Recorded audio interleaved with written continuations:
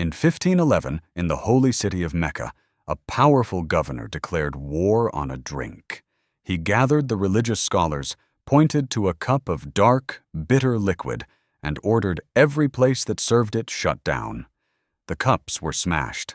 The supplies were burned in the street. Drinking it was made a crime.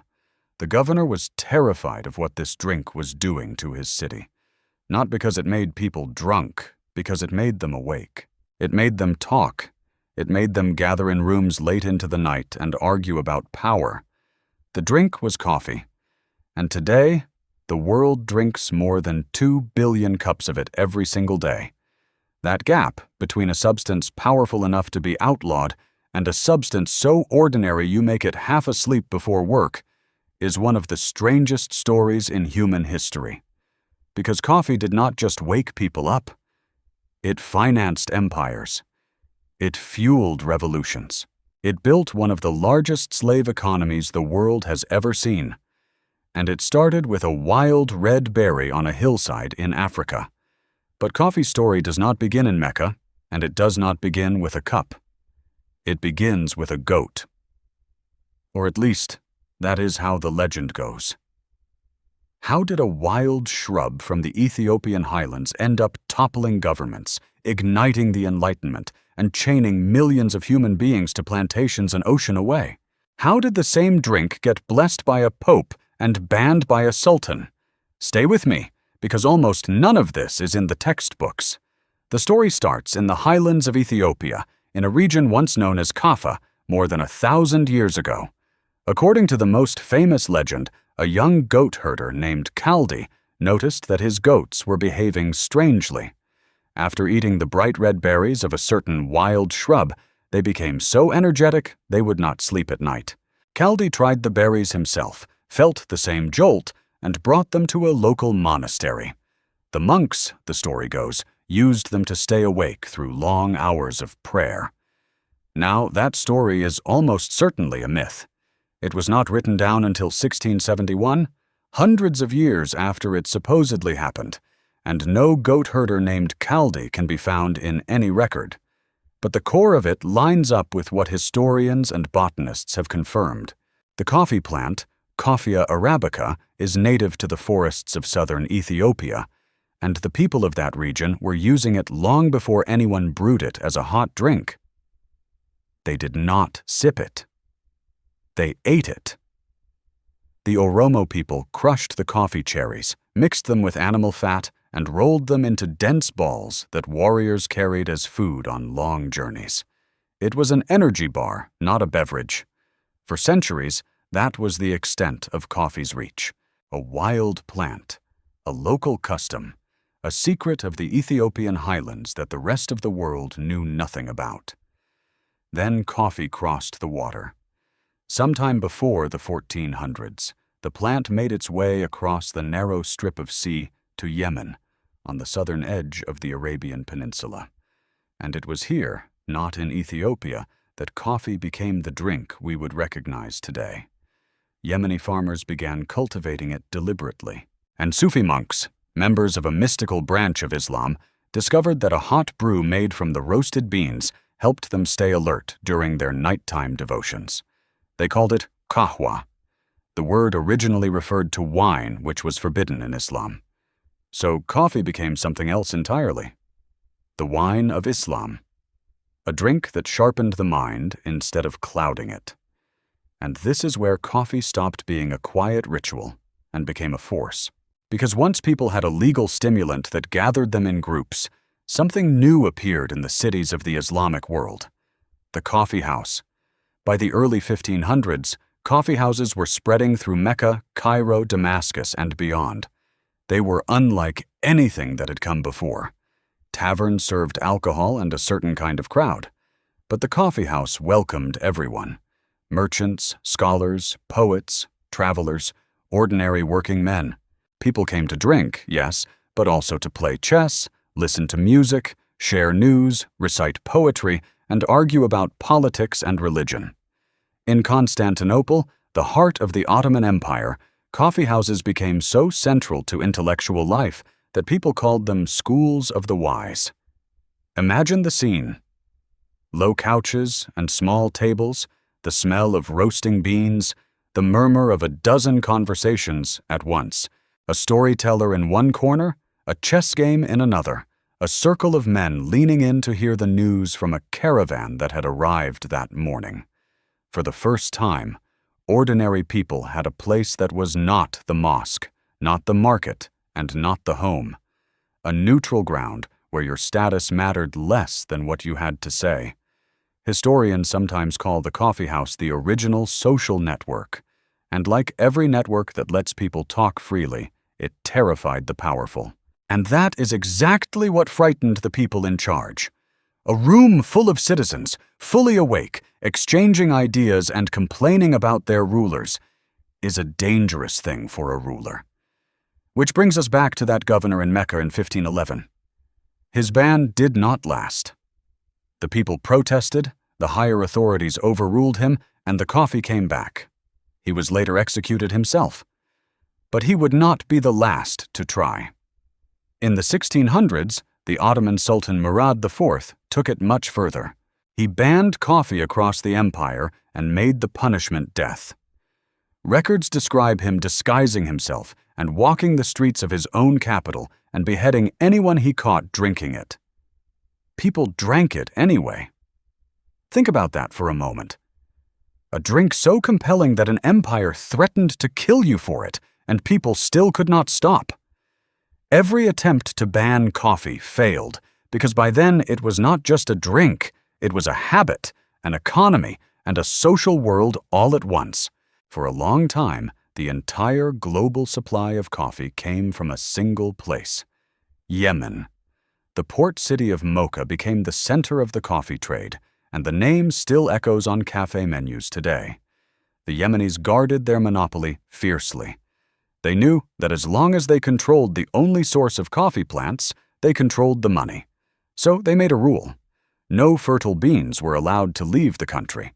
Every coffee bean shipped abroad was first boiled or roasted, so it could never be planted and grown somewhere else. For decades, it worked. Pilgrims traveling to Mecca tasted coffee and carried their craving home, but they could not carry the plant. Mocha grew rich as the single gateway through which all the world's coffee passed. But here is where coffee's story takes its darker turn. Because a product that valuable, growing in only one place, was a temptation the rising European empires could not resist. And when they finally broke Yemen's monopoly, they did not just spread a plant, they built a machine of forced labor that would consume millions of lives. The first to break through were the Dutch. In the late 1600s, Dutch traders managed to smuggle live coffee plants out of the region. They planted them in their colonies, first in Ceylon, then on the island of Java in what is now Indonesia. The soil and climate were perfect. Suddenly, Yemen was no longer the only source on Earth. Java coffee flooded the market, and the word Java became slang for coffee itself. From there, it spread fast. The Dutch presented a coffee plant as a gift to the King of France, where it was kept in the Royal Botanical Garden in Paris. And around the year 1720, a French naval officer named Gabriel de Clieu took a cutting from that plant and carried it across the Atlantic to the Caribbean island of Martinique. The voyage was brutal. According to his own account, the ship ran low on fresh water, and de Clieu shared his own meager ration with the tiny coffee plant to keep it alive. That single seedling is believed to be the ancestor of much of the coffee grown in the Americas today. And then there is Brazil, which would become the largest coffee producer the world has ever known. The story of how coffee got there is almost too strange to be true. In 1727, a Brazilian official named Francisco de Melo Palheta was sent to French Guiana, supposedly to settle a border dispute. His real mission was to smuggle out coffee seeds, which the French were guarding closely. According to the accounts, he charmed the wife of the French governor, and at a farewell banquet, she handed him a bouquet of flowers. Hidden inside were the coffee seeds he had come for. From that bouquet grew an empire.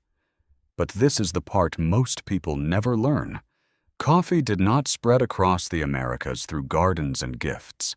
It spread through plantations and those plantations ran on slavery. Growing coffee at scale is punishing work. The cherries ripen unevenly and must be picked by hand, again and again, across steep hillsides in tropical heat. The European powers did not do this work, and they did not pay others to do it. They forced enslaved Africans to do it by the millions. On the French colony of Saint-Domingue, on the western half of the island of Hispaniola, coffee and sugar plantations made France astonishingly rich. By the late 1780s, this one small colony was producing around half of all the coffee consumed in the entire world, and it did so on the backs of enslaved people who were worked, beaten, and starved under some of the most lethal conditions in the Atlantic world. The death rate was so high that the population had to be constantly replaced with new captives shipped across the ocean. The work itself was relentless. Enslaved laborers cleared forests on steep mountain slopes, dug thousands of holes by hand, and carried heavy baskets of cherries up and down the hills through every harvest. They worked from before dawn until after dark, and then processed the beans late into the night. Overseers used the whip to set the pace. A person sent to the coffee mountains of Saint-Domingue could expect to survive only a few years. To the men who owned them, those lives were simply a line in a ledger. In 1791, the enslaved people of Saint-Domingue rose up. They burned the plantations, including the coffee fields, and fought a 13-year war against the most powerful armies in Europe. By 1804, they had won and founded the free nation of Haiti, the world's richest colony, built on coffee and sugar and human bondage, destroyed itself rather than continue. If you are finding this as fascinating as I do, take a second to subscribe. We dig into the hidden history behind everyday things every single week, and the next one will change how you see something in your kitchen right now. When Haiti's coffee economy collapsed, the center of production shifted south to Brazil. And Brazil took the system that Saint-Domingue had pioneered and made it bigger than anyone had ever imagined. Through the 1800s, Brazilian coffee exploded into the most valuable export of an entire nation. To feed it, Brazil imported more enslaved Africans than any other country in the history of the Atlantic slave trade. Close to 5 million human beings. Coffee was at the center of that demand. And Brazil clung to slavery longer than anyone else in the Western Hemisphere. It was not until 1888, well within the lifetime of people whose grandchildren are alive today, that Brazil finally abolished it, the last country in the Americas to do so. Your morning cup has a much darker history than the gentle ads would ever suggest. At the height of the boom, Brazil alone grew the majority of the entire world's coffee. The wealth flowed to a small class of plantation barons, while the people who actually picked the beans owned nothing, not even themselves. When abolition finally came, many were left landless and destitute, and the inequality it created still shapes the country today. This decision, to build a beverage industry on forced labor, seemed like simple economics at the time. It was not. It reshaped the population of entire continents, scarred nations for centuries, and tied the comfort of one part of the world directly to the suffering of another. And the consequences did not stop at the plantation, because while coffee was building empires of forced labor abroad, it was doing something very different back in the cities that drank it. It was helping to overthrow the old order. Remember those coffeehouses, the schools of the wise. When coffee reached Europe in the 1600s, the same thing happened all over again. But coffee did not arrive in Europe to a warm welcome. When the dark Muslim drink first reached Christian Europe through the merchants of Venice, some priests were suspicious of it and urged the Pope to condemn it as the bitter invention of Satan. According to the story, Pope Clement VIII decided he should taste it before banning it. He found it so delicious that, the legend says, he joked it would be a shame to let only the unbelievers enjoy such a drink, and he gave it his blessing. Whether or not every word of that is true, the gate was open. Coffee poured into Europe, and it brought its institution with it. The first coffeehouses opened in places like Venice, Oxford, and London.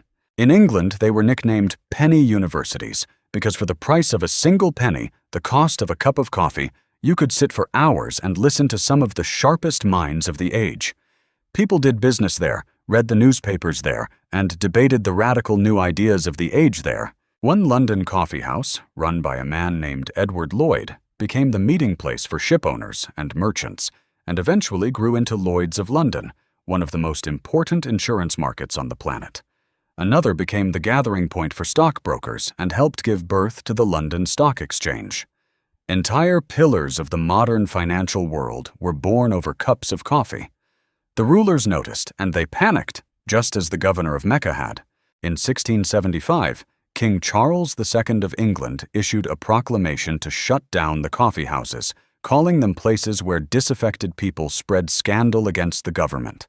The public backlash was so fierce that he reversed himself within days. Coffee, once again, had won. And it kept winning, in the most consequential way possible. The cafes of Paris became the engine rooms of the Enlightenment. In a famous cafe called Procope, the thinkers behind the great encyclopedia of the age gathered to share the ideas that questioned kings and churches alike. These were the rooms where a monarchy was quietly taken apart, one conversation at a time. In July of 1789, a young man named Camille Desmoulins leapt onto a table outside a Paris cafe, drew a crowd, and called the people of Paris to arms. 2 days later, they stormed the Bastille. The French Revolution did not begin in a palace. It began, in part, in a coffee house. And no, that is not something anyone made up. It was not only France. Across the Atlantic, coffee became a symbol of rebellion, too.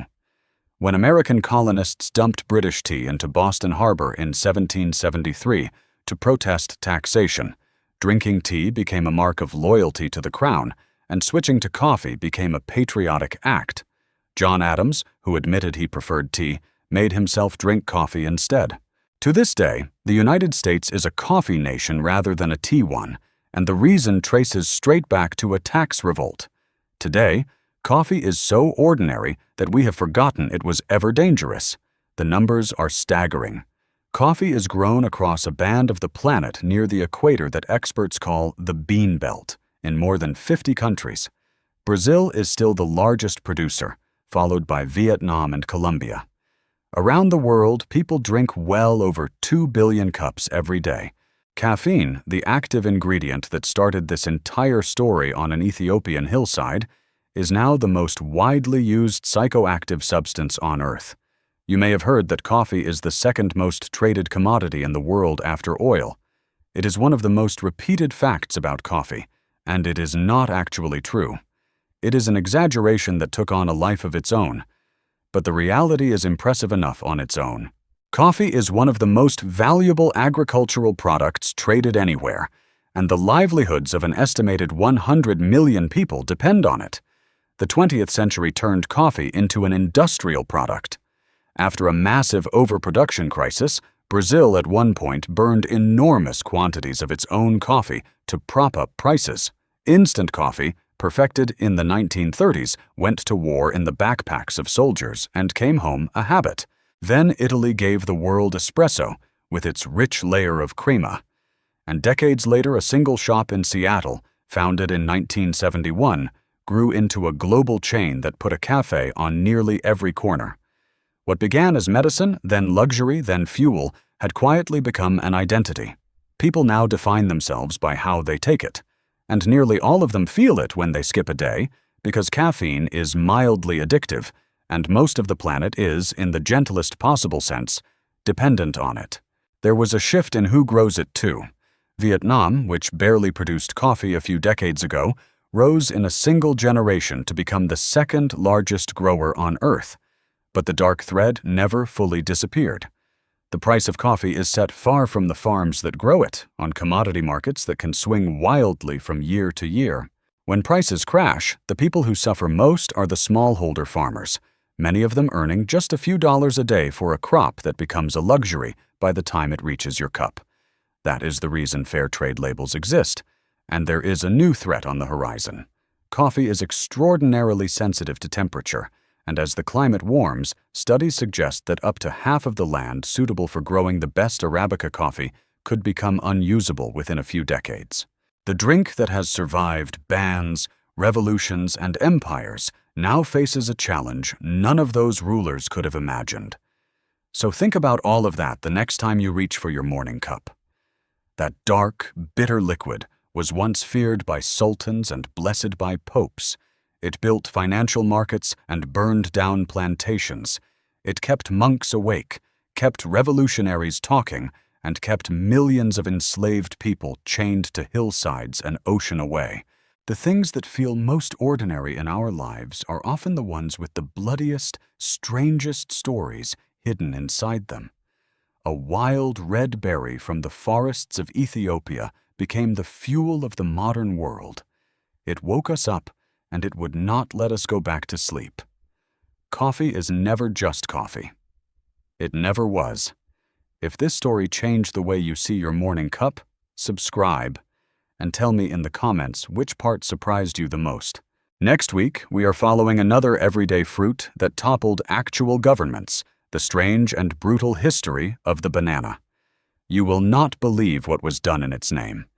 Until then, remember, there is always a hidden history behind the ordinary things.